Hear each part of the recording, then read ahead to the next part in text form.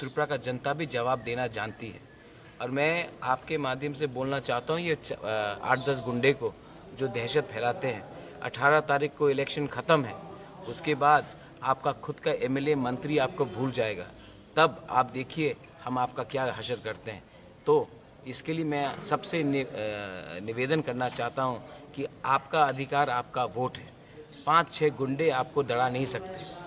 Police को भी मैं बोलता हूं, बीएसएफ को भी बोलता हूं, टीएसआर को भी बोलता हूं, सीआरपीएफ को भी बोलता हूं, लेकिन अगर वो गुंडागर्दी में निकले तो हम हर रास्ता निकालेंगे इनको काउंटर करने के लिए। हम गुंडागर्दी नहीं करेंगे, लेकिन पब्लिक हमारे साथ है और आप पब्लिक को मत दड़ाइए।